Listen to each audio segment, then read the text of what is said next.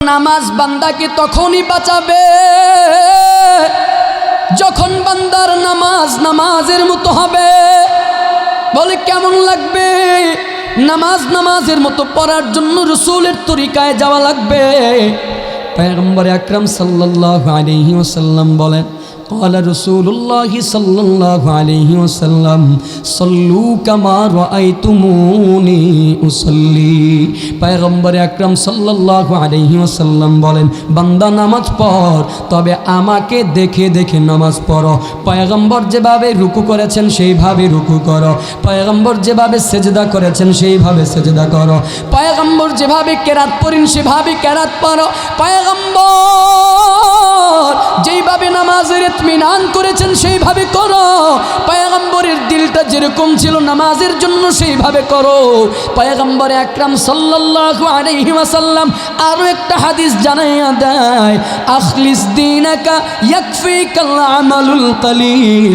রাসূল বলেন, বান্দা তুমি তোমার এই জায়গাটাকে খালেস করো, খালেস করো। নামাজটা তখনই তোমার নামাজের মতো হবে যখন বান্দা তোমার এই জায়গাটা পরিপূর্ণ খালেস হবে। বান্দা তোমার নামাজটা রাসূলের তরিকায় যখন হবে, রাসূলের তরিকায় বাহ্যিক দৃষ্টিকোণে রাসূলের তরিকায় নামাজ আদায় করার পর বান্দা তোমার এই জায়গাটা যখন খালেস করবা, তার মানে হলো বান্দা তুমি তোমার দিলটাকে যখন ইখলাসের সাথে আল্লাহর দিকে তাওয়াজু করবা, আল্লাহর দিকে যখন দিলটাকে ফিরাইয়া দেবা, রাসূল বলেন আখলিস দীনাকা ইয়াকফিকাল আমালুল কলিল। বান্দা দিলটাকে খাঁটি করে অল্প আমল কর, অল্প আমল কর।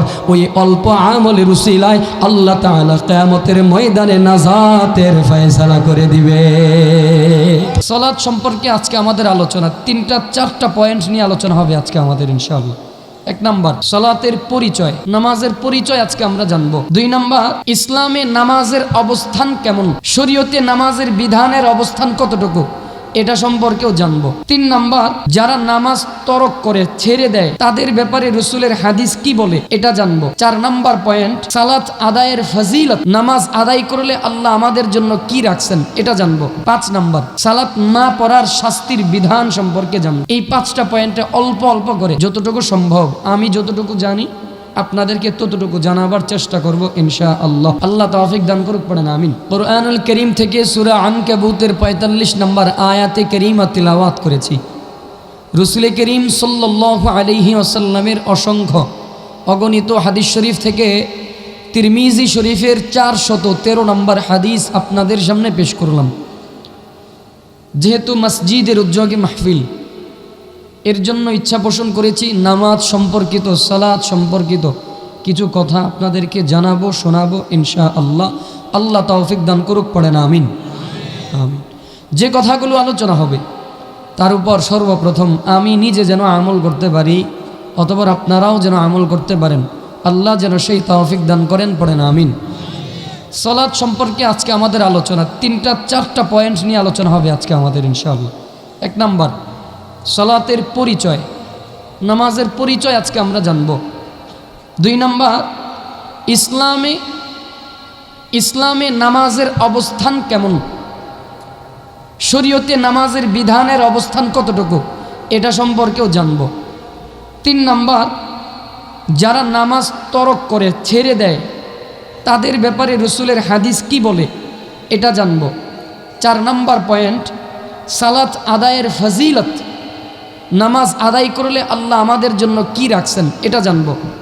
5 নাম্বার সালাত না পড়ার শাস্তির বিধান সম্পর্কে জানব। এই 5টা পয়েন্টে অল্প অল্প করে যতটুকু সম্ভব আমি যতটুকু জানি আপনাদেরকে ততটুকু জানাবার চেষ্টা করব ইনশাআল্লাহ। আল্লাহ তৌফিক দান করুক, পড়েন আমিন। আচ্ছা বলেন, শুরুতে আরও একটা কথা একটু জানতে চাই। গোটা বাংলা জুড়ে, শুরু বাংলা জুড়ে নয়, বাংলাদেশ জুড়ে নয়, গোটা পৃথিবী জুড়ে দিন দিন মসজিদের সংখ্যা কমছে না বাড়ছে? কোনো সন্দেহ আছে? মসজিদের সৌন্দর্য দিন দিন কমছে না বাড়ছে? বাড়ছে। মসজিদের পরিধি, এরিয়া বাড়ছে না কমছে? বাড়তেছে, সব বৃদ্ধি পাচ্ছে। আর একটু আপনাদের কাছে জানতে চাই, মুহাব্বতের সাথে আদবের সাথে জানতে চাই আপনাদের কাছে, বলবেন এই মসজিদগুলোতে দিন দিন মুসল্লি বাড়ছে না কমছে? কমছে। তবে আলহামদুলিল্লাহ কিছু জায়গায় বাড়ছে। হাকিকতান বাস্তব যদি বুঝেন, বাস্তবতার নিরিখেই বুঝবেন। মসজিদগুলোতে দিন দিন বলেন তো, আপনাদের এই যে বড় ইটাগুলা বড় জামে মসজিদ, আপনাদের এই মসজিদে প্রত্যেক দিন জোহর, আসর, মাগরিবে যেই পরিমাণে মুসল্লি হয়, ফজরের টাইমে মুসল্লি এর চেয়ে কম হয় না বেশি হয়? শিওর তো? আচ্ছা, তাহলে আরেকটু সামনে আগাই। বলেন, আপনাদের মসজিদে সাপ্তাহিক শ্রেষ্ঠ দিন সৈয়দুল আইয়াম জুমার দিনে, জুমার সালাতে যেই পরিমাণে মুসল্লি হয়, সপ্তাহের বাকি দিনগুলোতে শনিবার, রবিবার, বুধবার, সোমবার, মঙ্গলবার, বুধবার, বৃহস্পতিবার, এই 6 দিনে নামাজি কম হয় না বেশি হয়? কম হয়। আচ্ছা, আরেকটু সামনের দিকে যদি আগাই, বলবেন আপনাদের এই মসজিদে বাৎসরিক যে রমাদান মাস আসে, রমাদান মাসে, রমজান মাসের সব ওয়াক্তগুলোতে, ইভেন তারাবির নামাজের সময়, লাইলাতুল কদর, লাইলাতুল বরাত, এই নামাজগুলোতে মুসল্লি কম হয় না বেশি হয়? আর অন্যদিন কম হয় না বেশি হয়? কম হয়। তাও জানলাম। আরেকটু জানবো, বলেন তো এটাও বাদ, আপনাদের এই এলাকা যে ঈদগাহ রয়েছে, বাৎসরিক যে 2টা ঈদের নামাজ সালাত আমরা আদায় করি, এই ঈদের নামাজে বলেন তো এই লাইলাতুল কদর, শবে বরাত, রমাদান, দৈনন্দিন 5 ওয়াক্ত, জুমা, এর চাইতে মুসল্লি কম হয় না বেশি হয়? তার মানে আমরা বুঝলাম এতটুকু, মুসল্লির ভিতরেও প্রকারভেদ আছে। কি বলেন? এই যে আমার বাবা হাসতেছে। মুসল্লির ভিতরেও আমরা কি বুঝলাম? তাহলে প্রকারভেদ আছে, তাই না? কেউ আছেন প্রাত্যহিক মুসল্লি, এর ভিতরে জোহর, আসর, মাগরিব, এশার মুসল্লি, ফজরের ওয়াক্তে নাই। আবার কোন মুসল্লি আছে শুধুমাত্র সাপ্তাহিক মুসল্লি, জুমার সালাত আদায় করে, তাও আবার সালামটা ফিরাইয়া কোন সময় দোয়া, কোন সময় আবার সুন্নাহ, সালাম ফিরাইছ তো বিসমিল্লাহ বলে পিছনে দৌড় মারছে, আছে না নাই? তাহলে জানলাম সাপ্তাহিক মুসল্লি আছে। তারপরে জানলাম কিছু মুসল্লি আছে বাৎসরিক রমাদান মাস কেন্দ্রিক তারাবি নামাজের মুসল্লি। এরা শুধু রমজান মাসে এদেরকে পাওয়া যায়, লাইলাতুল কদরে পাওয়া যায়, লাইলাতুল বরাতে পাওয়া যায়, এরপরে আর খুঁজে পাওয়া যায় না। আবার কিছু মুসল্লি পাইলাম প্রকারভেদ, এরা শুধু বাৎসরিক ঈদের নামাজ পড়তে, মুসল্লি নামাজ পড়তে যায়। আপনাদের কাছে এই কথা বলার উদ্দেশ্য, আপনারা ফতোয়া দিবেন, আপনারা মাসআলা আমাকে জানাবেন, আমি বলবো না। বলেন, যারা শুধু ঈদের নামাজ পড়তে যায়, আল্লাহ তাদের জন্য শুধু ঈদের নামাজকে ওয়াজিব করেছেন, বাকি সব মাফ করে দিয়েছে না? শিওর তো? আচ্ছা, তো তাইলে যারা রমাদান মাসে শুধু লাইলাতুল কদর, বরাত আর তারাবি পড়তে যায়, আল্লাহ তাদের জন্যই শুধু এই নামাজটুকুই রেখেছেন, বাকি প্রাত্যহিক সব নামাজ আল্লাহ তাদের জন্য মাফ করে দিছে? তাও না? শিওর? আচ্ছা, তাহলে জানলাম যারা সাপ্তাহিক মুসল্লি শুধু শুক্রবারের জামাত আদায় করতে যায়, তাহলে আল্লাহ তাআলা শুধুমাত্র তাদের জন্য সাপ্তাহিক শুক্রবারের নামাজকে ফরজ করেছেন, বাকি সব নামাজ তাদের জন্য মাফ? তাও না? তাহলে কি যারা শুধু জোহর, আসর, মাগরিব পড়ে, এদের জন্য আল্লাহ তাআলা এই 3 ওয়াক্ত কি 4 ওয়াক্ত ফরজ করেছেন, ফরজ ফজর তাদের জন্য মাফ? তাও না? তাহলে ফতোয়া কি? বলেন, আপনারা বলেন। আল্লাহ তাআলা ফরজ করেছেন নামাজ কত ওয়াক্ত? সপ্তাহে 1 দিন না 7 দিন? শুধুমাত্র রমাদান মাসে না 12 মাসে? শুধুমাত্র ঈদের দিন না একেবারে পুরো বছর? কোনো সন্দেহ আছে? তাহলে নামাজ পড়া দরকার আছে না নাই? তাহলে যারা নামাজ বাদ দেয়, যারা নামাজ তরক করে, ছেড়ে দেয়, এদের সম্পর্কে কি বলবেন? নামাজের ব্যাপারে আমাদের কেমন গাফিলতি, সালাতের ব্যাপারে আমার কেমন গাফিলতি জানেন? নামাজের ব্যাপারে আমাদের অবস্থান, বাবা রাগ করিয়েন না, কষ্ট নিয়েন না, বাস্তব যেটা সেটা বলছি। মসজিদের মিনার থেকে মুয়াজ্জিন আমাকে বারবার ডাকে, দৈনন্দিন 5 ওয়াক্ত 5 বার মুয়াজ্জিন, আল্লাহ তাআলা মুয়াজ্জিনকে দিয়ে আমাকে ডাকায়, হাইয়া আলাস সালাহ, হাইয়া আলাল ফালাহ। এ বান্দা আয়, নামাজের জন্য আয়, কল্যাণের জন্য আয়, বান্দা নামাজের জন্য আয়। মুয়াজ্জিন প্রতিদিন 5 বার আপনাকে আমাকে ডাকে, কিন্তু আপনার আমার কি হয় জানেন? মুয়াজ্জিনের আজান ঠিকই এই কান দিয়ে শুনি আর এই কান দিয়ে বের করে দিই। এই কান দিয়ে আজান আমাদের ভিতরে ঢুকে আর এই কান দিয়ে বের করে দিই। শুধুই তাই না, কি করি জানেন? এই যে মোবাইল মোবারক, বিশেষ করে যুবক যারা আছো, মুয়াজ্জিন আমাকে ডাকে, হাইয়া আলাস সালাহ, আয় নামাজের জন্য আয়। আর আমি ফেসবুকের স্ক্রল করি, ফেসবুকের স্ক্রিন দেখি। মালিক আমাকে ডাকে, আয় নামাজের জন্য আয়। আর আমি প্রত্যেক দিন 5 ওয়াক্ত নামাজের সময় আমি ইউটিউবিং করি। মালিক আমাকে ডাকে নামাজের জন্য আয়, আমি ফেসবুকিংয়ে ব্যস্ত, ইউটিউবিংয়ে ব্যস্ত, আমি মুভি দেখায় ব্যস্ত, নাটক দেখায় ব্যস্ত। আল্লাহর কসম, বারবার যখন বান্দা যখন আল্লাহর এই বিধানকে বারবার যখন তরক করে ছেড়ে দেয়, অবহেলায় বিনা প্রয়োজনে কোনো কারণ ছাড়া, দেখবেন যারা নামাজ তরক করে এরা কি করে, বন্ধু বান্ধব মিলে গল্প করে।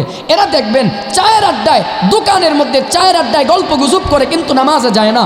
এরা দেখবেন চায়ের আড্ডা দেয়, দোকানপাটের আড্ডা দেয়, তাসের আড্ডা দেয়, ফেসবুকিং করে, ইউটিউবিং করে, মুভি দেখে, নাটক দেখে, সিনেমা দেখে, মাগার নামাজ পড়তে যায় না। আল্লাহর কসম, যারা বারবার এটা করে, এটা আল্লাহর বিধানের সঙ্গে বৃদ্ধাঙ্গুলি দেখায়। আল্লাহর সঙ্গে বৃদ্ধাঙ্গুলি দেখানো হয়, আল্লাহর বিধানকে টেক্কা দেওয়া হয়।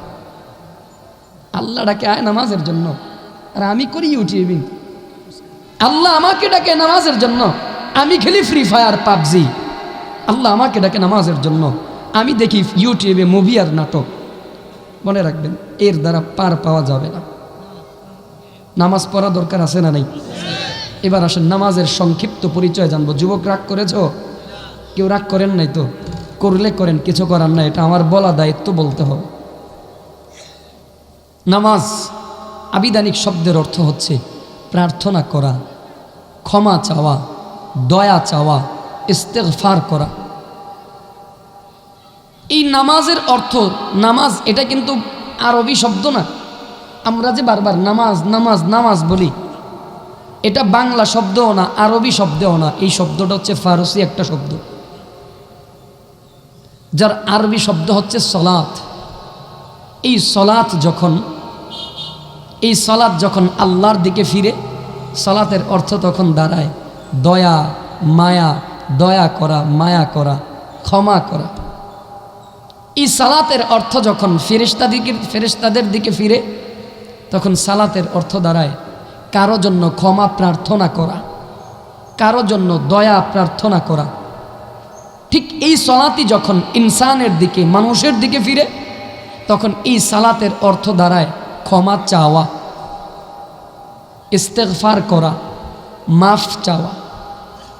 সালাত শব্দ একটা, কিন্তু অর্থ স্থানকাল পাত্রভেদে আলাদা আলাদা।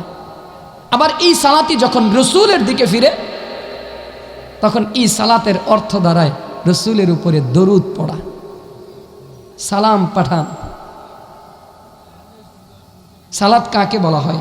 ইসলামী শরীয়তের পরিভাষায়, ইসলামী শরীয়তের নিয়ম মোতাবেক এক বিশেষ পদ্ধতিতে আল্লাহকে ডাকা, আল্লাহর ইবাদত করা, তাবেদারি করার নাম হচ্ছে সালাত।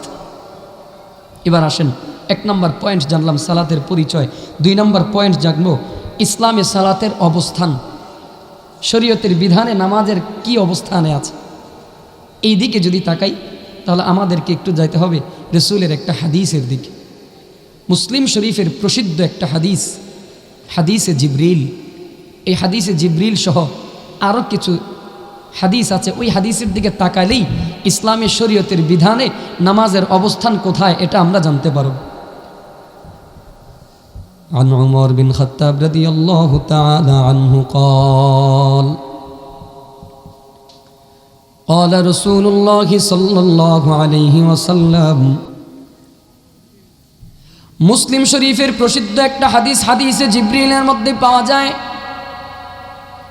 উমর বিন খাত্তাব রাদিয়াল্লাহু তাআলা আনহু তিনি বলেন, আমরা রাসূলের দরবারের মধ্যে বসা, রাসূলের কাছে বসা, ইজ তলা আলাইনা রাজুলুন, এমন সময় একজন লোক রাসূলের দরবারে আগমন করল। ওই লোকের বর্ণনা দিতে গিয়া উমর রাদিয়াল্লাহু তাআলা আনহু বলেন, লা ইয়ারিফুহু মিন্না আহাদ, বলে আমাদের মধ্য থেকে কেউ তাকে চিনে নাই। ওয়ালা ইউরা আলাইহি আসারুস সাফার, বলে তার চেহারার মধ্যে কোনো সফরের কোনো আলামত নাই, সফরের কোনো চিহ্ন নাই। ওমর রাদিয়াল্লাহু তাআলা আনহু বলেন, এই লোকটার চেহারার দিকে তাকাইলে দেখা যায় তার মাথার চুলগুলো ছিল কুচকুচে কালো, পরনের মধ্যে পোশাক ছিল দবদবে পোশাক পরিহিত।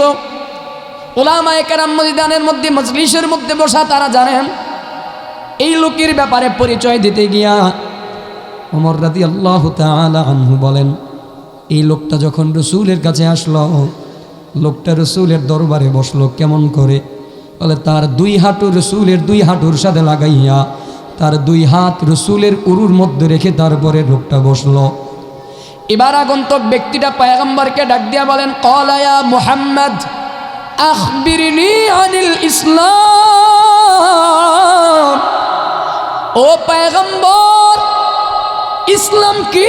ইসলাম সম্পর্কে আমাকে একটু জানাইয়া দেন, ইসলাম সম্পর্কে একটু জানতে চাই। আখবিরনি আনিল ইসলাম, ইসলাম সম্পর্কে একটু জানতে চাই, ইসলাম সম্পর্কে জানাইয়া দেন।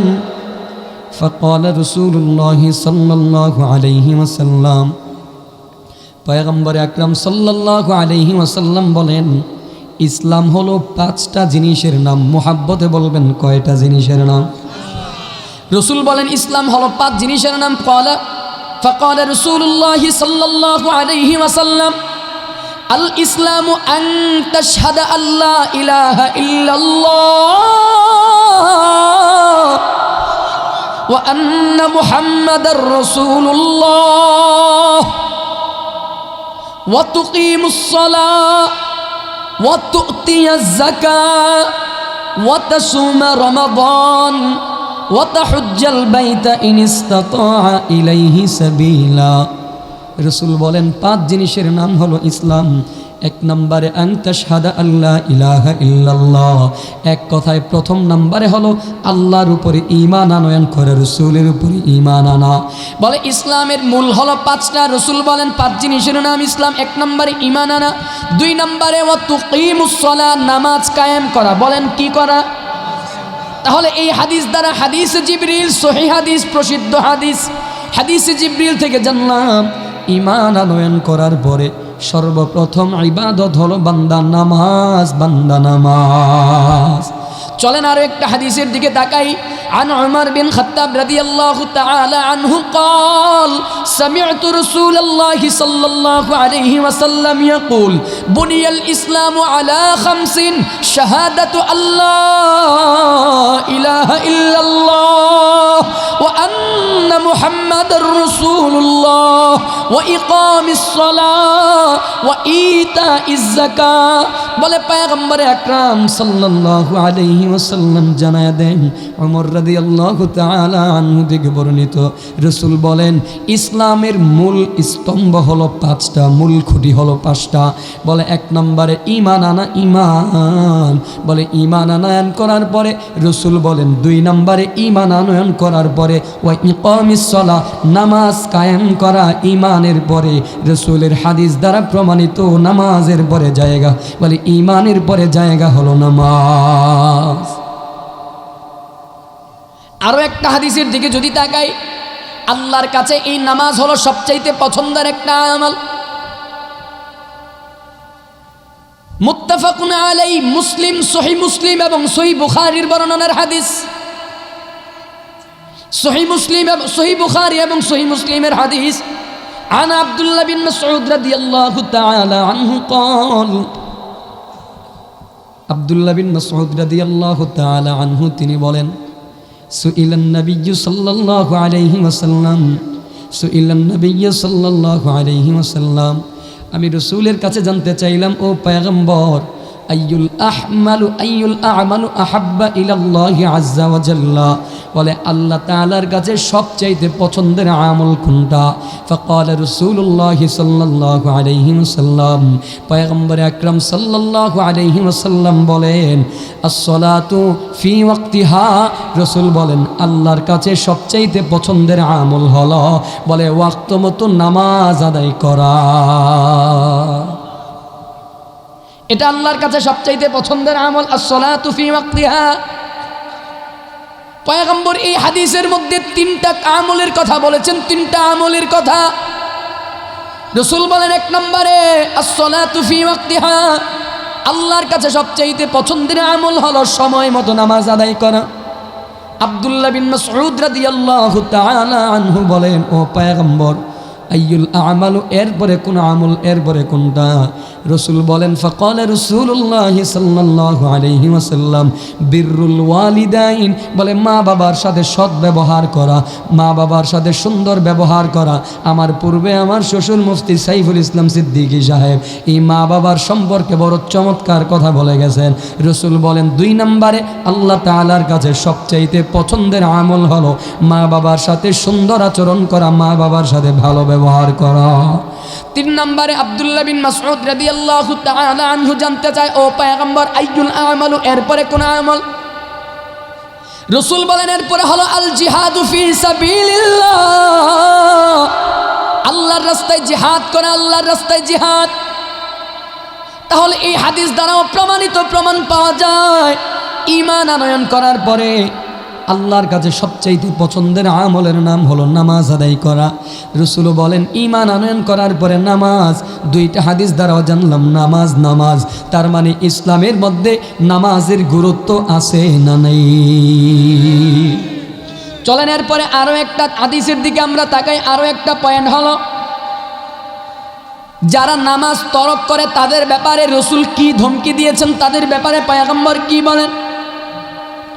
মুসলিম শরীফের আরো একটা হাদিস, 149 নম্বর হাদিস, পয়গম্বর আকরাম সাল্লাল্লাহু আলাইহি ওয়াসাল্লাম বলেন, আন জাবির রাদিয়াল্লাহু তাআলা আনহু قال قال رسول الله সাল্লাল্লাহু আলাইহি ওয়াসাল্লাম, যারা নামাজ তরক করে তাদের ব্যাপারে ইসলাম কি বলে, তাদের ব্যাপারে পয়গম্বর কি জানায়া দেয়। 3 নম্বর পয়েন্টের আলোচনা হলো রাসূলের হাদিস দ্বারা একটা হাদিস আপনাদের সামনে পেশ করব। সময় যেহেতু সংকীর্ণ, নির্দিষ্ট সময় রয়েছে, সময়ের মধ্যে আলোচনা শেষ করা লাগবে। আন জাবির রাদিয়াল্লাহু তাআলা আনহু قال قال رسول الله সাল্লাল্লাহু আলাইহি ওয়াসাল্লাম, জাবির রাদিয়াল্লাহু তাআলা আনহু থেকে বর্ণিত, তিনি বলেন, সামি'তুন নবী সাল্লাল্লাহু আলাইহি ওয়াসাল্লাম ইয়াকুল, পয়গম্বর আকরাম সাল্লাল্লাহু আলাইহি ওয়াসাল্লামকে বলতে শুনেছি। রাসূল বলেন, ইন্না বাইনার রাজুলি ওয়া বাইনাশ শিরকি ওয়াল কুফরি তারাকাস সালাহ। রাসূল বলেন, নিশ্চয়ই যারা ঈমানদার এবং যারা ঈমানদার, নিশ্চয়ই রাসূল বলেন যারা ঈমানদার এবং বেঈমান আর মুশরিক যারা হবে, এক কথায় যারা ঈমানদার আর যারা কুফরি করে, শিরিক করে, তাদের মধ্যে তফাৎ হলো তারাকাস সালাহ। তার মানেটা হলো রাসূল জানায়া দিল, নিশ্চয়ই ঈমানদার আর মুশরিক কুফরি যারা করে, কাফের, তাদের মধ্যে পার্থক্য হলো নামাজ। তার মানে যারা নামাজ তরক করে, যারা নামাজ ছেড়ে দেয়, এরা শিরিকের অন্তর্ভুক্ত। যারা নামাজ ছেড়ে দেয় এরা মুশরিক, যারা নামাজ ছেড়ে দেয় এরা কুফরি করলো। আর যারা নামাজকে যারা আগলে ধরে, নামাজকে যারা আঁকড়ে ধরে, রাসূল বলেন এরা মুমিন, এরা ঈমানদার, এরা আল্লাহ তাআলার পেয়ারা বান্দা। হাদিস দ্বারা প্রমাণিত। কোনো কাজ নাই, কোনো ওজর নাই। এই হাদিসের ব্যাখ্যা যদি ভালো করে জানতে হয়, রাগ করিয়েন না, ঈমান হেফাজতের জন্য বলছি। রাসূলের হাদিস দ্বারা প্রমাণিত, তারাকাস সালাহ, যারা নামাজ ছেড়ে দিবে এরা মুশরিক, এরা কুফরে লিপ্ত হয়ে গেল। কেমনে?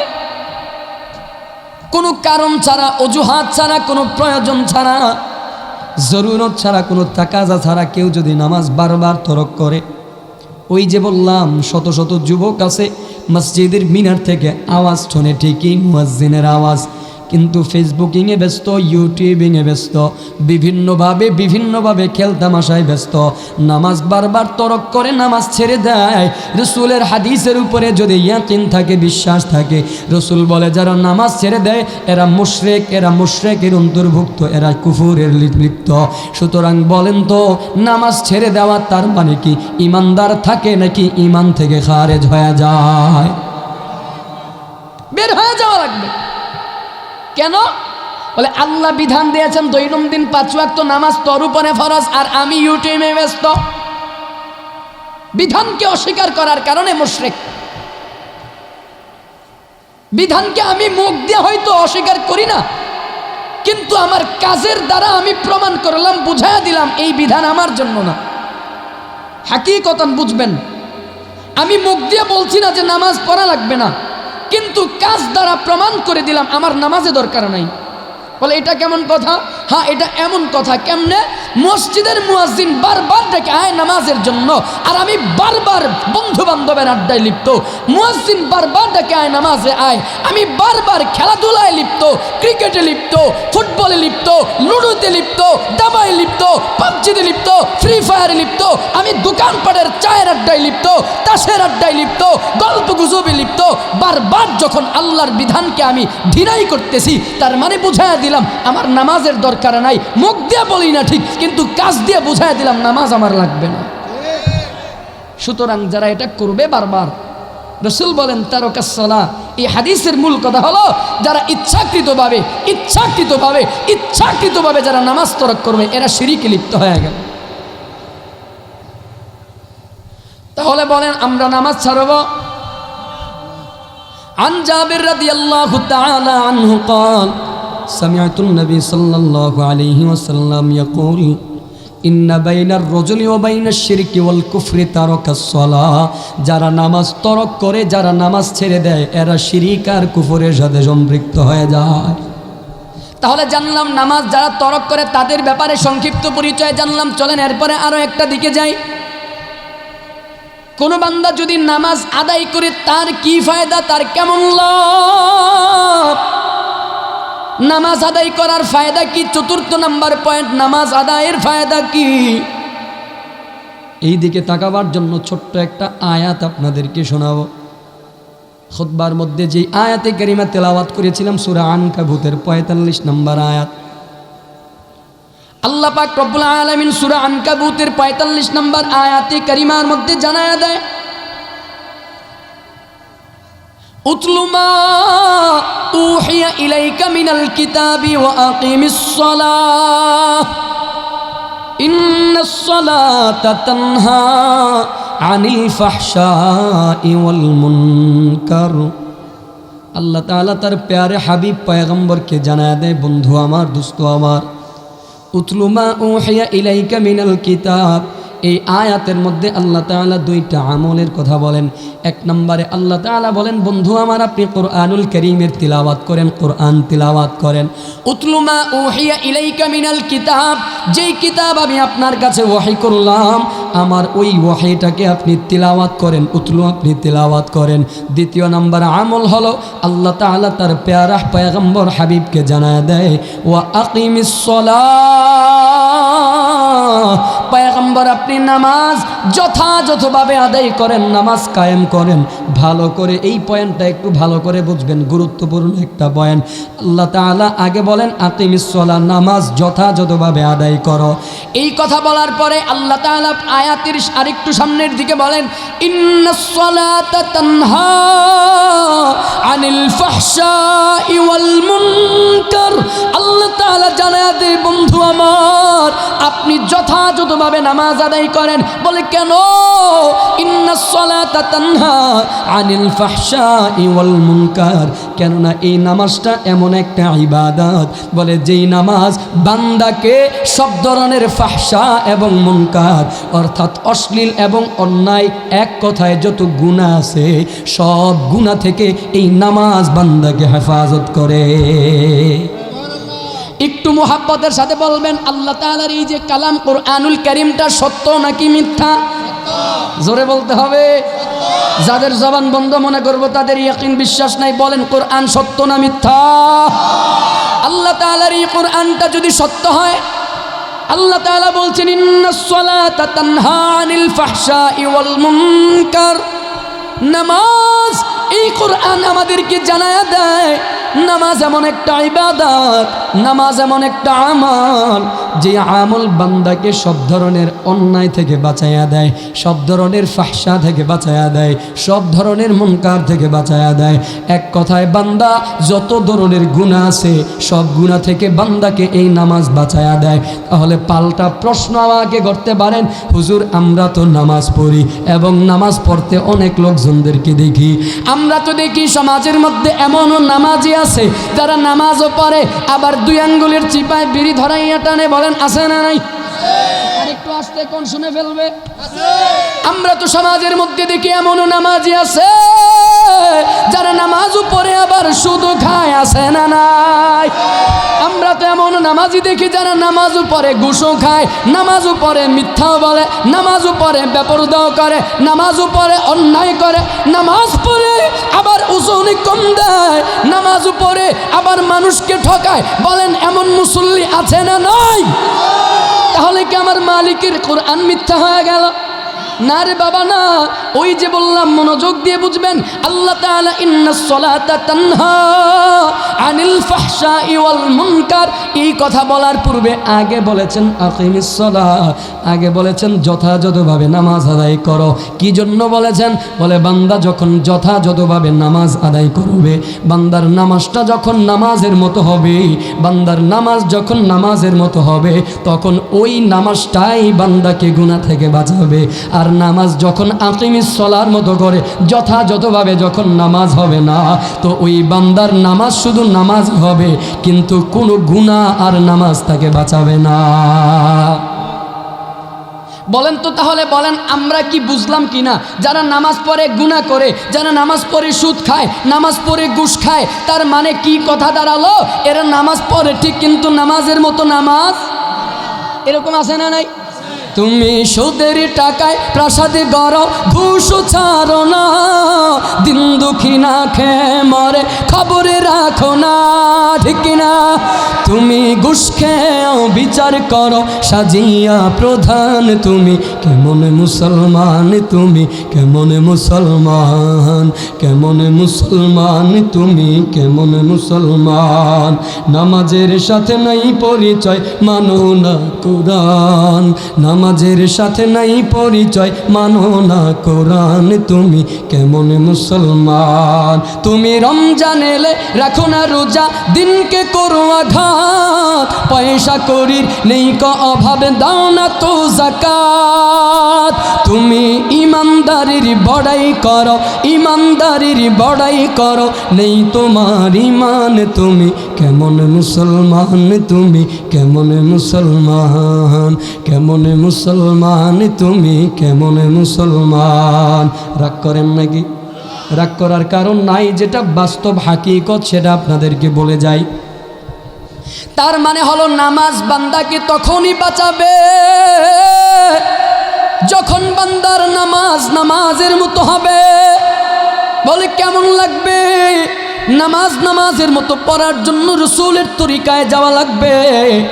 পয়গম্বর আকরাম সাল্লাল্লাহু আলাইহি ওয়াসাল্লাম বলেন, قال رسول الله صلى الله عليه وسلم صلوا كما رأيتموني أصلي। পয়গম্বর আকরাম সাল্লাল্লাহু আলাইহি ওয়াসাল্লাম বলেন, বান্দা নামাজ পড়, তবে আমাকে দেখে দেখে নামাজ পড়ো। পয়গম্বর যেভাবে রুকু করেছেন সেইভাবে রুকু করো, পয়গম্বর যেভাবে সেজদা করেছেন সেইভাবে সেজদা করো, পয়গম্বর যেভাবে কেরাত পড়েন সেভাবে কেরাত পড়ো। পয়গম্বর যেইভাবে নামাজের ইতমিনান করেছেন সেইভাবে করো। পয়গম্বরের দিলটা যেরকম ছিল নামাজের জন্য সেইভাবে করো। পয়গম্বর আকরাম সাল্লাল্লাহু আলাইহি ওয়াসাল্লাম আরো একটা হাদিস জানাইয়া দেয়, আখলিস দীনাকা ইয়াকফিকাল আমালুল কলিল। রাসূল বলেন, বান্দা তুমি তোমার এই জায়গাটাকে খালেস করো, খালেস করো। নামাজটা তখনই তোমার নামাজের মতো হবে যখন বান্দা তোমার এই জায়গাটা পরিপূর্ণ খালেস হবে। বান্দা তোমার নামাজটা রাসূলের তরিকায় যখন হবে, রাসূলের তরিকায় বাহ্যিক দৃষ্টিকোণে রাসূলের তরিকায় নামাজ আদায় করার পর বান্দা তোমার এই জায়গাটা যখন খালেস করবা, তার মানে হলো বান্দা তুমি তোমার দিলটাকে যখন ইখলাসের সাথে আল্লাহর দিকে তাওয়াজু করবা, আল্লাহর দিকে যখন দিলটাকে ফিরাইয়া দেবা, রাসূল বলেন আখলিস দীনাকা ইয়াকফিকাল আমালুল কলিল। বান্দা দিলটাকে খাঁটি করে অল্প আমল কর, অল্প আমল কর। ওই অল্প আমলের উসিলায় আল্লাহ তাআলা কিয়ামতের ময়দানে নাজাতের ফয়সালা করে দিবে। নামাজের ফজিলত বলতে গিয়ে আপনাদেরকে আরো একটা হাদিস আপনাদেরকে শোনাই। قال رسول الله صلى الله عليه وسلم, পয়গম্বর জানায়া দেয়, কোন বান্দা যদি নামাজ পড়ার মতো নামাজ যদি বান্দা পড়তে পারে, রাসূল বলেন কোন বান্দা যদি সেজদা দেওয়ার মতো যদি সেজদা দিতে পারে, সেজদার মতো যদি সেজদা কোনো বান্দা দিতে পারেন, ক্বালা রাসূলুল্লাহ সাল্লাল্লাহু আলাইহি ওয়াসাল্লাম সিজদাতুন ওয়াহিদাতুন খায়রুম মিনাদ দুনিয়া ওয়া মা ফিহা। রাসূল জানায়া দেয় আল্লাহর কাছে একটা সেজদার দাম কত জানো? রাসূল বলেন খায়রুম মিনাদ দুনিয়া ওয়া মা ফিহা, বলে তামাম দুনিয়া এবং দুনিয়ার মধ্যে যা কিছু আছে এই সব কিছুর চাইতে একটা সেজদার দাম আল্লাহর কাছে অনেক বড়। তাহলে বলেন নামাজের দরকার আছে না নাই? এবার চলেন লাস্ট পয়েন্ট, সর্বশেষ পয়েন্ট, নামাজ না পড়ার শাস্তি সম্পর্কে 5-10 মিনিট আলোচনা করব।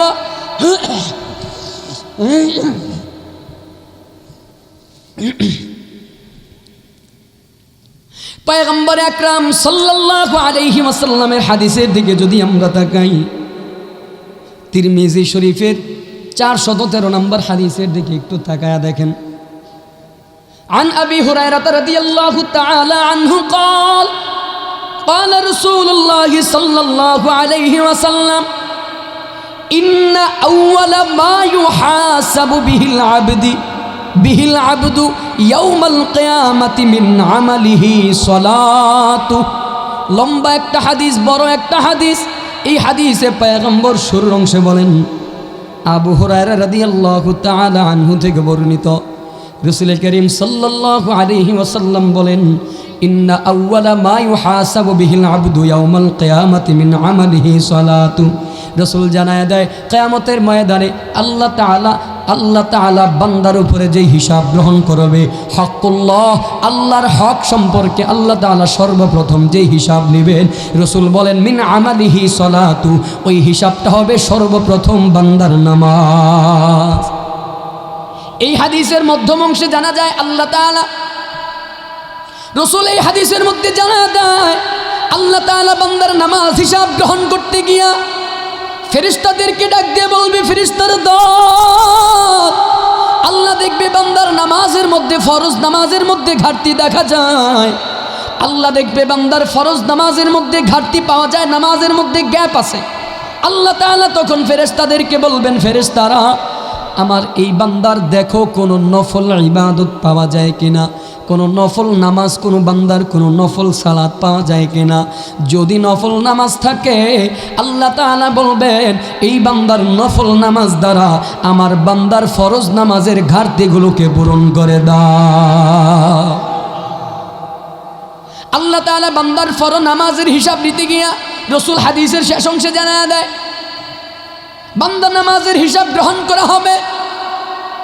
এবার এই নামাজের হিসাব গ্রহণ করতে গিয়া যখন বান্দা নামাজের হিসাব দিতে গিয়া যদি কোনো বান্দার এই নামাজের হিসাবটা বড় কঠিন হয়ে যায়, কোনো বান্দার এই নামাজের হিসাবটা যদি পণ্ড হয়ে যায়, লন্ড হয়ে যায়, কোনো বান্দার এই নামাজের হিসাবটা যদি কঠিন হয়ে যায়, কোনো ঝামেলায় পড়ে যায়, রাসূল জানায় দেয় এই হাদিসের শেষ অংশে পাওয়া যায়, বলে যেই বান্দার নামাজের হিসাবটা সহজ হয়ে যাবে ওই বান্দার বাকি আমল নামার ইবাদতের হিসাবটাও সহজ হবে, আর যেই বান্দার নামাজের হিসাবটা কঠিন হবে ওই বান্দার বাকি ইবাদতের হিসাবগুলো বড় কঠিন হয়ে যাবে। এই জন্য নামাজ বড় গুরুত্ব দিয়ে আদায় করতে হবে। একটু মোহাব্বতের সাথে বলবেন আজকের পর থেকে নামাজ পড়বো শুধুমাত্র কার জন্য?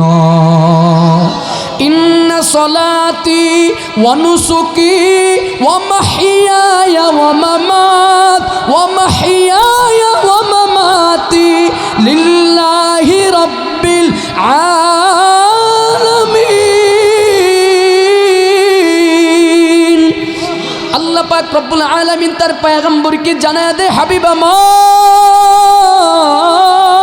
কুল হে নবী আপনি বলে দেন আমার নামাজ, আমার কুরবানি, ওয়া মাহইয়ায়া ওয়া মামাত, ও পয়গম্বর আপনি বলে দেন আমার জীবন, আমার মরণ, এক কথায় যত ইবাদত বন্দেগী আছে, আমার নামাজ, আমার রোজা, আমার হজ, আমার যাকাত, আমার জীবন, আমার মরণ, বলে এই সব কিছু হবে আল্লাহ তার পয়গম্বরকে শিখায়া দেয়, বন্ধু আপনি বলে দেন আমার সব ইবাদত হবে লিল্লাহি রব্বিল আলামিন, আল্লাহর জন্য। একটু মুহাব্বতে বলবেন আমরা ওই পয়গম্বরের উম্মত হয়ে, ওই রাসূলের উম্মত হয়ে আমাদের ইবাদতটাও হবে কার জন্য? আরো একটা হাদিস আপনাদেরকে শোনাই, ব্রহ্মা হাদিস, ইবারত পড়ব না, শুধু অনুবাদ জানাই। মুসলিম শরীফের আরো একটা হাদিস, আল্লাহ পাক রব্বুল আলামিন কিয়ামতের ময়দানে হিসাবের কার্যক্রম যখন শুরু করে দিবেন, সর্বপ্রথম আল্লাহ তাআলা যেই বান্দার হিসাব গ্রহণ করবে ওই বান্দাটা হলো একজন আল্লাহর রাস্তার একজন শহীদ।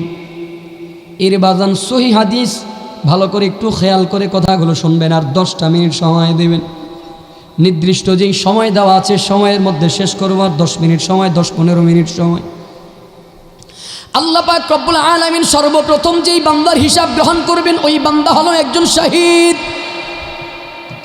দ্বিতীয় নম্বরে আল্লাহ তাআলা যেই বান্দার হিসাব গ্রহণ করবেন ওই বান্দা হলো একজন আলেম, একজন কারি। 3 নম্বরে যেই বান্দার হিসাব আল্লাহ তাআলা গ্রহণ করবেন ওই বান্দা হলো একজন দানবীর, আল্লাহর রাস্তায় যারা দান করত, দানবীর, বড় দানবীর। আবু হুরায়রা রাদিয়াল্লাহু তাআলা আনহু থেকে বর্ণিত এই লম্বা একটা হাদিস, সিরিয়া থেকে একদল লোক আবু হুরায়রার কাছে গিয়ে বলেন, ও রাসূলের সাহাবী আবু হুরায়রা, আপনি আমাদেরকে এমন একটা হাদিস আপনি আমাদেরকে জানায়া দেন, শোনান, যেই হাদিসটা আপনি পয়গম্বরের জবান থেকে সরাসরি শুনেছেন। আবু হুরায়রা রাদিয়াল্লাহু তাআলা আনহু বলেন, আমি এই হাদিসটা পয়গম্বরের জবান থেকে সরাসরি শুনলাম। রাসূল আমাকে বলেছেন, আল্লাহ তাআলা প্রথমে যেই বান্দার হিসাব গ্রহণ করবে ওই বান্দা হলো একজন আল্লাহর রাস্তার একজন শহীদ, আল্লাহর রাস্তার শহীদ। এর বাবা একটু দিল থেকে চামড়ার কানটা বন্ধ করে দিনের কানটা লাগায়া, দিলের কানটা লাগায়া শুনবা। আল্লাহর পয়গম্বর বলেন, সর্বপ্রথম যেই বান্দার হিসাব গ্রহণ করবে সেই বান্দা হলো একজন শহীদ। আল্লাহ তাআলা ওই শহীদকে ডাক দিয়া বলবে, রে শহীদ, দুনিয়াতে আমি তোরে এত তাকাত দিলাম, এত কুওয়াত দিলাম, এত শক্তি দিলাম, দুনিয়াতে আমি তোরে এত পাওয়ার দিলাম, এত শারীরিক সক্ষমতা তোরে আমি দান করলাম। বল বল, আমার এই শক্তি পাওয়ার পরে আমার জন্য কতটুকু ইবাদত করেছ, আমার জন্য কতটুকু আমল করলা, বল রে বান্দা বল।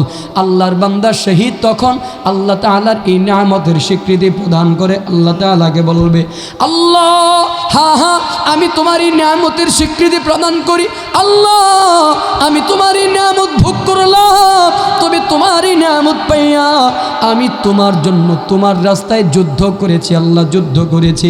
আল্লাহ তাআলা বান্দাকে বল, বান্দা তখন আল্লাহ তাআলাকে আরো বলবে, আল্লাহ আমি শুধু যুদ্ধ পর্যন্তই ক্ষান্ত নই, আমি তোমার রাস্তায় যুদ্ধ করতে করতে আমি শাহাদাত বরণ করলাম। দেখো আল্লাহ, আমি রক্ত মাখা কাপড় নিয়ে শরীর দিয়ে তোমার দরবারে হাজির। আল্লাহ তখন জানতে চাইবে, রে গোলাম বল বল, এই যে যুদ্ধ করেছো কার জন্য? বান্দা বলবে, আল্লাহ লিল্লাহি রাব্বিল আলামিন, আল্লাহ শুধুমাত্র তোমার জন্য, তোমার জন্য, তোমার জন্য। আল্লাহ তাআলা তখন ডাক দিয়া বলবে, রে বান্দা খবরদার মিথ্যা বলবি না।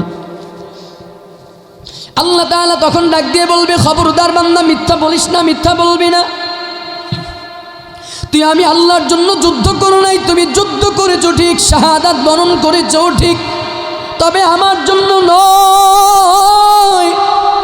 তুমি যুদ্ধ করেছিলা, দুনিয়ার মানুষ তোমাকে বড় যোদ্ধা বলে ডাকবে, সেজন্য তুমি যুদ্ধ করেছো। দুনিয়ার মানুষ তোমাকে বড় বীর বলে ডাকবে, সেজন্য তুমি যুদ্ধ করেছো। দুনিয়ার মানুষ তোমাকে সাহসী বলে ডাকবে, বীর বলে ডাকবে, সেজন্য। এরে বান্দা যাও যাও, দুনিয়ার মানুষ তোকে বড় বীর বলে ডাকতো, বড় যোদ্ধা বলে ডাকতো, বড় সাহসী বলে ডাকতো। এরে বান্দা দুনিয়ার নিয়তের উপরে বরকত দুনিয়ার মধ্যে পেয়ে গেছো, যারে বান্দা যাও যাও, আমার দরবারে কিছু নাই, আমার দরবার থেকে হালাক। ফেরেশতারাও বলবে, আল্লাহ এই বান্দা মিথ্যা বলেছে, মিথ্যা বলেছে। আল্লাহ তাআলা তখন জাহান্নামের ফেরেশতাদেরকে ডাক দিয়ে বলবে, রে ফেরেশতার দল, আমার এই বান্দাকে নাফরমানকে উপর করে শোয়াইয়া টেনে টেনে হেচড়ায়া হেচড়ায়া জাহান্নামের মধ্যে নিয়ে ফালাও।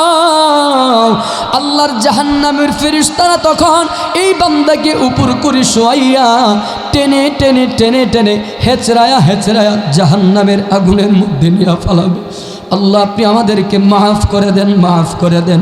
আল্লাহ তাআলা 2 নম্বরে বিচার করবেন। দ্বিতীয় নাম্বার ব্যক্তি হলো একজন আলেম, একজন কারি। আল্লাহ তাআলা ডাক দিয়ে বলবে, রে আলেম, এ কারি, বল বল, দুনিয়াতে আমি তোরে চমৎকার কত মধুর একটা কণ্ঠ আমি তোরে দান করলাম। আমি আল্লাহ তোরে কত নিয়ামত দিলাম, আমার কোরআনের ইলম তোরে আমি দান করলাম। বল রে বান্দা বল, আমার এই মধুর কণ্ঠ নিয়ামত পাওয়ার পরে, আমার কোরআনের ইলম পাওয়ার পরে আমার জন্য কি করেছ, কি করেছ? বান্দা ওই আলেম আর কারি বলবে, আল্লাহ আমি তোমারই নিয়ামত স্বীকৃতি প্রদান করতেছি মালিক। হ্যাঁ হ্যাঁ, তোমারই নিয়ামত পাওয়ার পরে আল্লাহ আমি তোমার দেয়া নিয়ামত কোরআনুল কারীমের ইলম মানুষের কাছে প্রচার করতাম। আমি দুনিয়ার মানুষকে কোরআনের তেলাওয়াত করে করে, মধুর কণ্ঠ দিয়ে তেলাওয়াত করে করে শুনাইতাম। আল্লাহ দুনিয়ার মানুষের কাছে আমি কোরআনের তেলাওয়াত করে শুনাইতাম, কোরআনের বাণী প্রচার করতাম।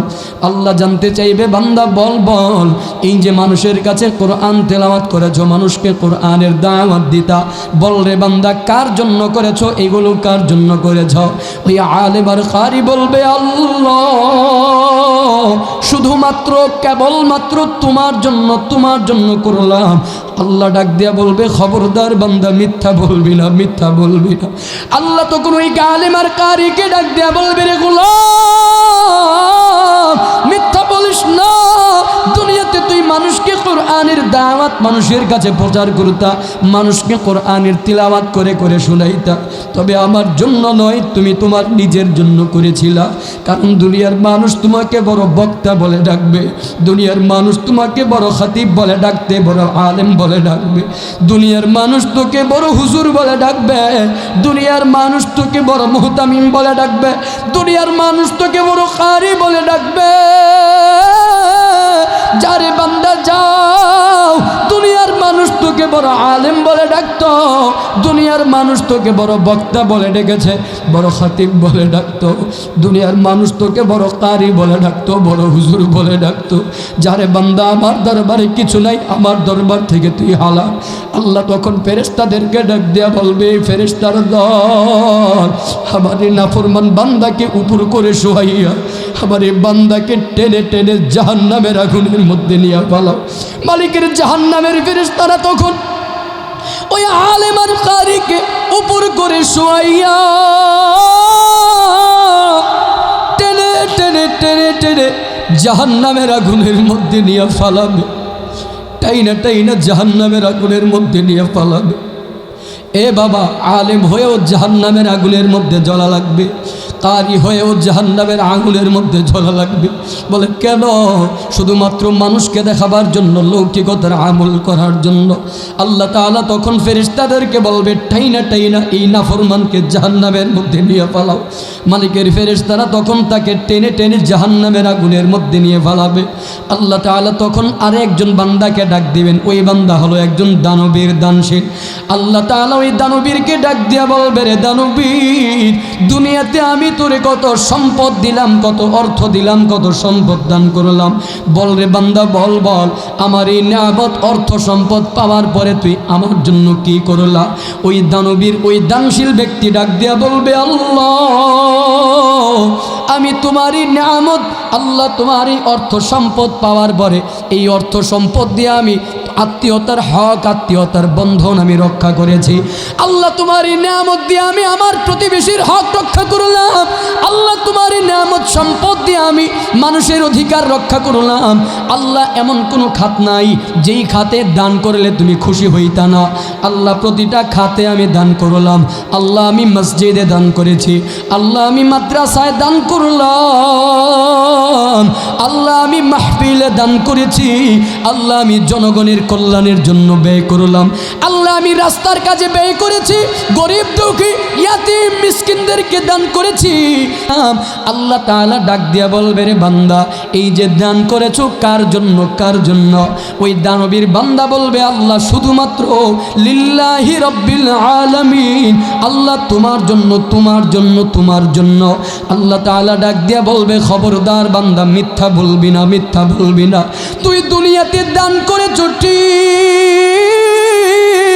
তবে আমার জন্য নয়, দুনিয়ার মানুষ তোকে বড় দানবীর বলে ডাকবে, দুনিয়ার মানুষ তোকে বড় দানশীল বলে ডাকবে। দুনিয়ার মানুষ তোকে দানবীর বলে ডাকলে বান্দা তুই খুশি হয়ে যাইতে, দানবীর না ডাকলে বান্দা তুই বেজার হয়ে যাইতে। এরে গোলাম যাও যাও, দুনিয়ার মানুষ তোকে বড় দানবীর বলে ডাকতো, দুনিয়ার মানুষ তোকে বড় দানশীল বলে ডাকতো। যারে দুনিয়ার নিয়তের উপরে বরকত দুনিয়ার মধ্যে পেয়ে গেছো, আমার দরবারে কিছু নাই, আমার দরবার থেকে হালাক। আল্লাহ তাআলা জাহান্নামের ফেরেশতাদেরকে ডাক দিয়া বলবে, এ ফেরেশতার দল, আমার এই নাফরমান বান্দাকে উপর করে শোয়াইয়া আমার এই নাফরমানকে টেনে টেনে টেনে টেনে জাহান্নামের আগুনের মধ্যে নিয়ে ফেলাও। আল্লাহর আযাবের ফেরেশতারা তখন ওই নাফরমান বান্দাকে, দানবীর বান্দাকে উপর করে শোয়াইয়া হেচড়াইয়া হেচড়াইয়া টেনে টেনে জাহান্নামের আগুনের মধ্যে নিয়ে ফেলাবে। অনুরূপভাবে আল্লাহ তাআলা সব আবেদদেরকে ডাক দিয়া বলবে, রে নামাজির দল, নামাজ পড়েছো? বান্দা বলবে, হ্যাঁ আল্লাহ নামাজ পড়লাম। আল্লাহ বলবে, কার জন্য? যারা দুনিয়ার মানুষকে দেখাবার জন্য নামাজ পড়েছে, এরা বলবে আল্লাহ তোমার জন্য।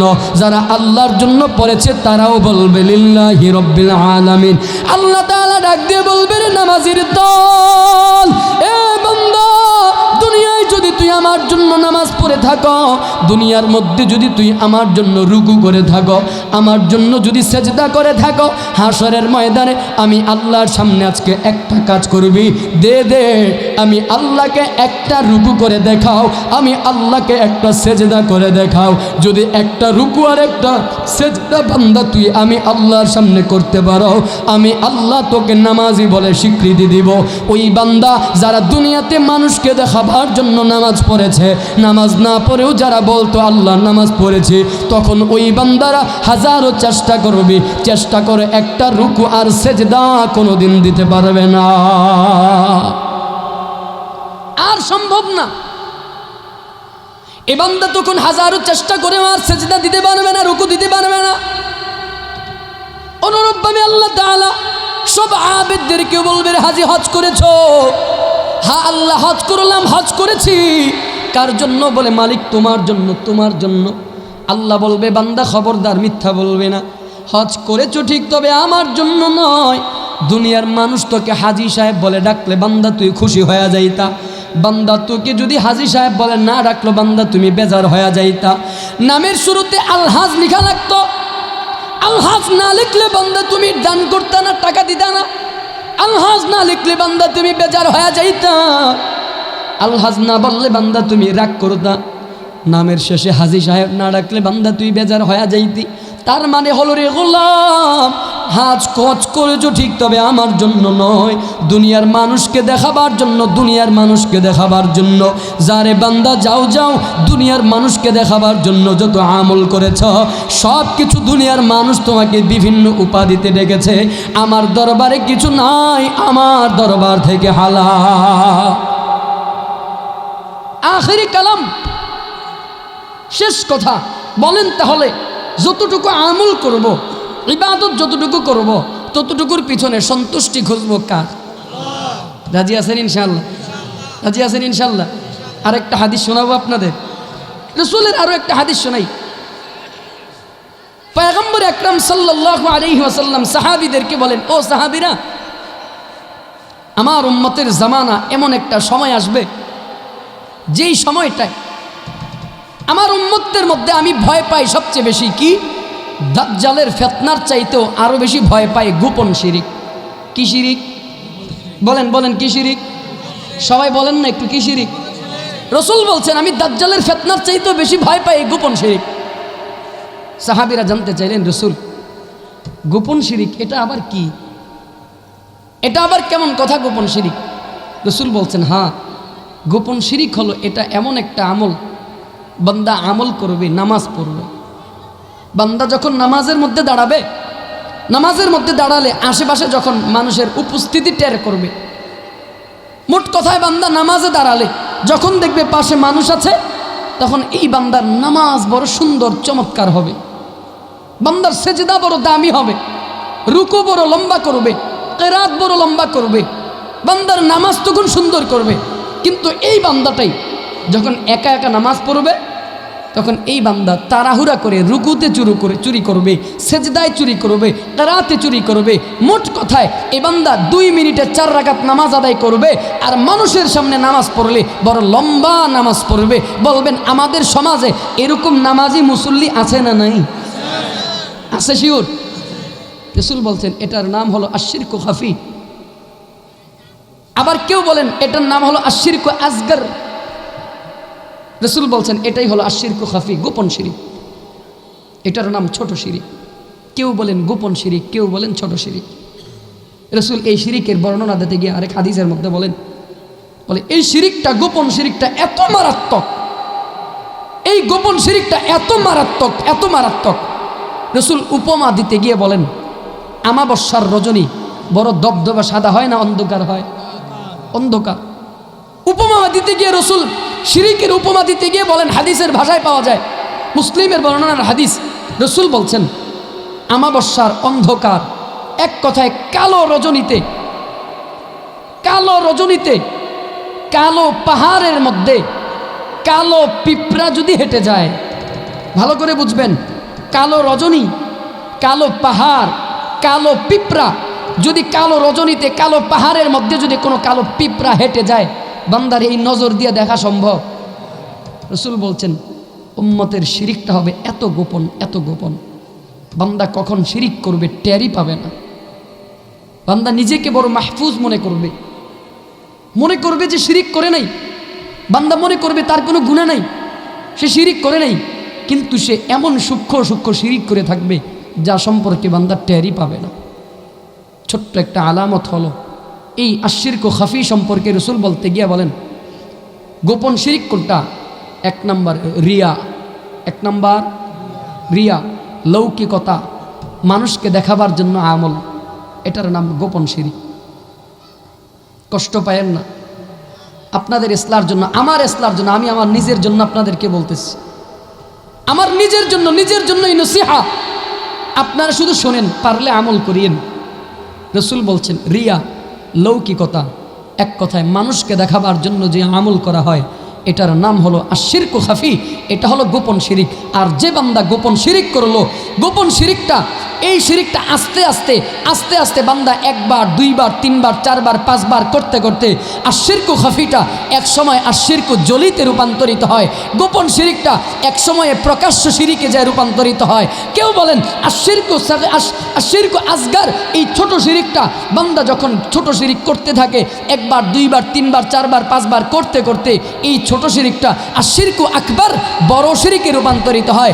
আর যখন বান্দা বড় শিরিক করবে, আল্লাহর সঙ্গে কেউ যখন বান্দা শরিক করে ফেলে, আল্লাহ তাআলা কুরআনুল কারীম, কুরআনের এই আয়াত সাক্ষী দেয়। সূরা নিসার মধ্যে আল্লাহ তাআলা জানায়া দেয়, বলে ইন্নাল্লাহা লা ইয়াগফিরু আন ইউশরাকা বিহি শাইআ। আল্লাহ তাআলা জানায়া দেয়, আল্লাহ তাআলা বলছেন দুনিয়ার সব গুনাহ মাফ হলেও ইন্নাল্লাহা লা ইয়াগফিরু আন ইউশরাকা বিহি শাইআ, সব মাফ করলেও আল্লাহ নিশ্চয়ই শিরিকের গুনাহকে আল্লাহ মাফ করবে না। সব মাফ করবে কিন্তু শিরিকের গুনাহ মাফ করবে না। আল্লাহ তাআলা আয়াতের পরের অংশে বলেন ওয়ায়াগফিরু মা দুনা যালিকা লিমান ইয়াশা। শিরিক ব্যতীত, ভালো করে বুঝবেন, শিরিক ব্যতীত যত গুনাহ আছে, মা দুনা যালিকা লিমান ইয়াশা, মা দুনা যালিকা লিমান ইয়াশা, শিরিক ছাড়া যত গুনাহ আছে আল্লাহ কাউকে চাইলে মাফ করে দিবেন। শিরিক ছাড়া সব গুনাহ আল্লাহ মাফ করে দিবে। এই আয়াতের এই অংশের তাফসীর করতে গিয়া মুফাসসিরগণ বলেন আল্লাহ তাআলা বান্দাকে মাফ করবে কেমনে জানেন?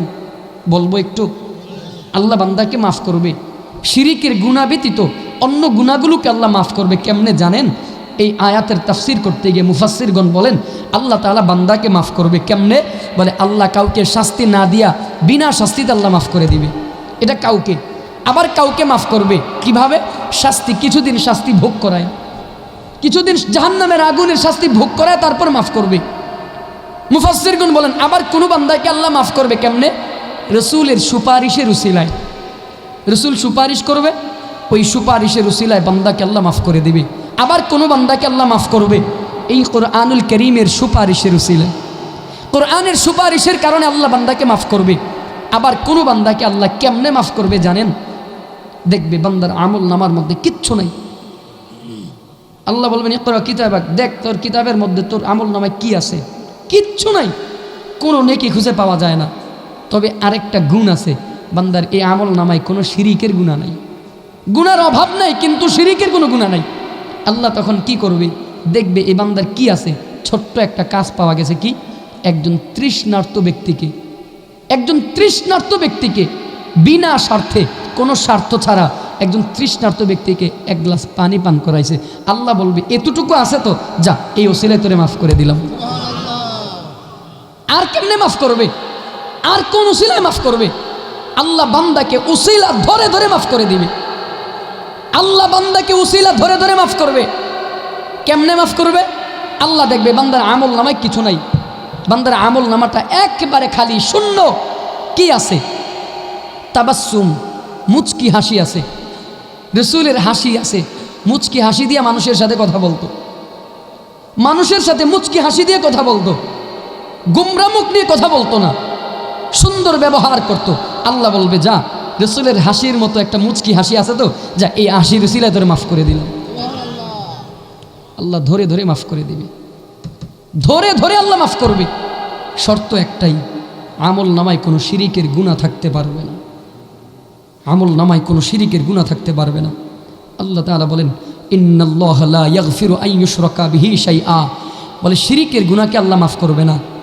কোনো বান্দা যদি শিরিক করে ফেলে, তবে হ্যাঁ, ওই বান্দা দুনিয়ায় থাকা অবস্থায় যদি তওবা করতে পারে, দুনিয়ায় থেকে যদি বান্দা তওবা করে, তওবা করার পরে নতুন করে ঈমান আনয়ন যদি করতে পারে, তো আল্লাহ ওই বান্দাকে মাফ করবে।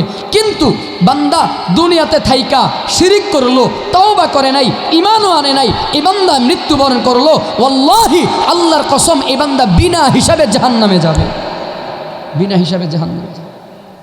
এর জন্য আশিরকু খাফি থেকে বাঁচতে হবে। এটা আলাদা আরেকটা সাবজেক্ট, বিস্তারিত লম্বা চূড়া বয়ানের সময়ের দরকার। তাইলে আপনাদেরকে শিরিকের ব্যাপারটা আরেকটু বুঝাইতে পারতাম পয়েন্ট নিয়ে, কিন্তু সেদিকে যেতে পারবো না, সময় আমাকে দেওয়া হয়েছে, আর 5 মিনিট সময় আছে। আবার যুবক কিছু পোলাপান আসার পরেই ধরে রাখছে, হুজুর আর যাই করেন আর না করেন, নামার সময় একটা গজল গাইতে হবে। ও এনতে এমন আঙ্গুল দেখায়, এমন হাসি দিয়ে, এমন আঙ্গুল দেখায় ভিতর দিয়ে, হুজুর একটা যাই করেন। তাদের কথা আমি রাখবো ইনশাআল্লাহ। আলোচনার শেষ কথা, আখিরি কালাম, আখিরি কথা, আখিরি সবক, জীবনের হায়াতের জিন্দেগিতে যতদিন বাঁচব ইবাদত করব কার জন্য? রাজি আছেন ইনশাআল্লাহ? কোনো বান্দা যদি মানুষকে দেখাবার জন্য আমল করে, রসুল বলেছেন এটার নামই হলো আশিরকু খাফি, গোপন শিরিক। আর গোপন শিরিক একবার, দুইবার, তিনবার করতে করতে বান্দা শিরকে আকবরে লিপ্ত হয়ে যায়, শিরকে জলিতে লিপ্ত হয়ে যায়, যার কারণে গোপন শিরিক করা যাবে না। এই গোপন শিরিক থেকে বাঁচতে হবে। গোপন শিরিক থেকে বাঁচার জন্য কাজ একটাই, যতটুকু আমল করব কার জন্য? হায়াতের জিন্দেগিতে যতদিন বাঁচব, চাই 1 ওয়াক্ত নামাজ পড়ব। হায়াতের জিন্দেগিতে যতদিন থাকব, চাই 1 ওয়াক্ত নামাজ, চাই 1 রাকাত নামাজ, চাই 1টা রোজা, চাই 1 টাকা দান করব। এটার পিছনে সন্তুষ্টি খুঁজব একমাত্র। রাজি আছেন ইনশাল্লাহ? ওয়াদা ইনশাল্লাহ, নিয়ত ইনশাল্লাহ। কারা কারা নিয়ত করতে পারেন একটু হাত তোলেন দেখি। অনেকে হাত তুলতে কষ্ট পাইতেছে, ভাবতেছে আরে ওয়াদা তো করলাম, নিয়ত করলাম, যদি ওয়াদা ভঙ্গ হয়ে যায়।